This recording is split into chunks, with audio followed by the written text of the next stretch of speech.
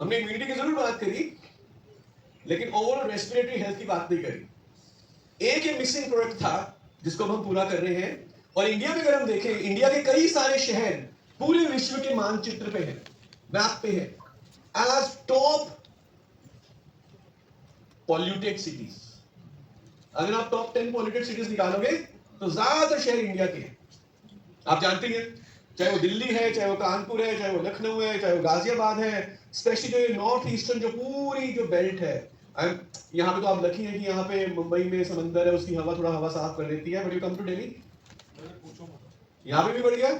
हाँ, इनफैक्ट कल हम घूम रहे थे तो ट्रकों का धुआं बहुत है पुणे में भी, और पूरा इंडस्ट्रियल एरिया है। सो दिस, इनफैक्ट इंडिया की जो पॉपुलेशन है पूरे वर्ल्ड में 17% है अप्रोक्सीमेटली। 140 करोड़ 800 करोड़ में से तकरीबन 17% है। लेकिन रेस्पिरेटरी डिजीजेस की जो बात आती है, जिन लोगों को सांस से रिलेटेड प्रॉब्लम है, जितने भी लोग पूरी दुनिया भर में बीमार हैं, उसके 32% लोग इंडिया में हैं, ऑलमोस्ट डबल।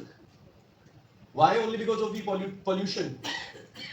और अगर ये 1947 में बंटवारा ना होता तो ढाका और लाहौर में भी हम, वो भी इंडिया में ही था, तो पूरे 10 के 10 शहर हमारे होते हैं। अभी 2 शहर पाकिस्तान और बांग्लादेश से हैं पॉलिटिक्स सिटीज में। तो this is not something which is like we need to be proud of.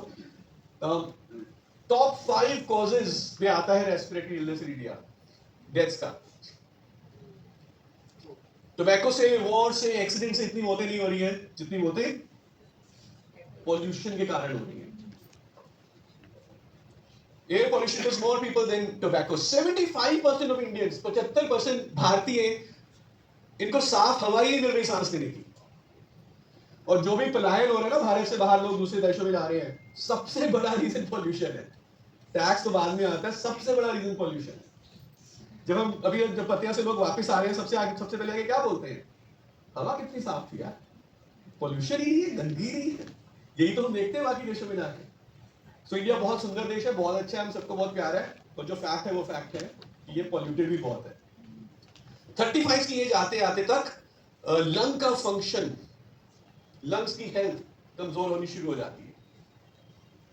Metro cities में ब्रेथलेसनेस, सांस का चढ़ना, दमा, अस्थमा, ये बहुत ज्यादा कॉमन हो गया है। और बाहर क्या, इंडोर भी पॉल्यूशन है। अगरबत्ती जो हम घर में जलाते हैं या धूप बत्ती करते हैं, वो भी तो पॉल्यूशन के सोर्सेज हैं। और वो स्मोक से भी, जो सिगरेट स्मोक है उससे भी ज्यादा खतरनाक हो जाता है कई बार। खाना पकाते हैं, एग्जैक्टली। तो इंडोर पोल्यूशन को कम करने के लिए हमारे पास Cuckoo air purifier, outdoor pollution का भी हम कुछ कर नहीं सकते, तो क्या करें?